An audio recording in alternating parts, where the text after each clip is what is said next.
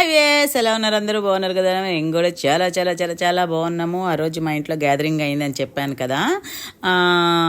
ధనగారు ఇక్కడ లేరు కాబట్టి గృహప్రవేశానికి వస్తున్నారు కాబట్టి గిఫ్ట్ పట్టుకొచ్చారనమాట. భలే ఉన్నారండి బుద్ధుడు చాలా బాగున్నారు. చాలా మంచి గిఫ్ట్. చాలా ఫేస్ చూస్తే కూడా భలే ప్రశాంతంగా అందంగా ఉండే వాళ్ళని అలానే చూడాలనిపిస్తుంది అంటారు. చూసారా?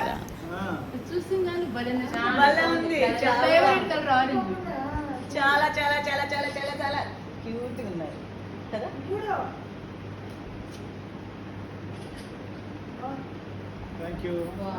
థ్యాంక్స్ అండి, చాలా బాగున్నారు. నేను మంచి ప్లేస్ చేస్తాను. సన్యాసి అయిపోతే మీరు దండలు అన్నీ వేసుకోమంటే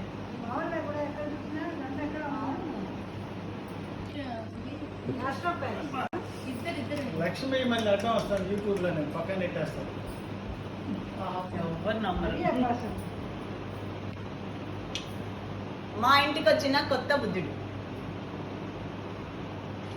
థ్యాంక్ యూ అండి, థ్యాంక్ యూ గారు, థ్యాంక్ యూ సో మచ్.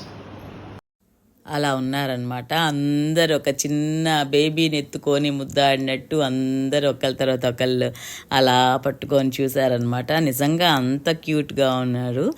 ఒక మంచి ప్లేస్ చూసి పెట్టాలి, దాన్ని సెట్ చేయాలి అని అనుకున్నాం అనమాట. ఇంకా చిన్న గ్యాదరింగ్ అయినా పెద్ద గ్యాదరింగ్ అయినా మనసు ఆహ్లాదం అవుతుందండి. అన్నీ మర్చిపోతాం. ఆ రోజైతే మాకు చాలా సందడిగా అనిపించింది. ఇలాంటి గ్యాదరింగ్లు అప్పుడప్పుడు జరుగుతూ ఉంటే మనం రీఫ్రెష్ అవుతాం అనమాట. చాలా హ్యాపీగా అనిపించింది. చాలా థ్యాంక్స్ అండి ధనగారు. అదనమాట.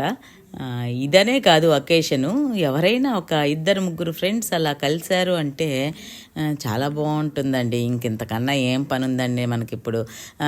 బాధ్యతలు అట్లా ఏం లేవు మాకైతే. కాబట్టి ఇలా అందరితో కలిసి మెలిసి ఆనందంగా టైం స్పెండ్ చేస్తూ ఉంటే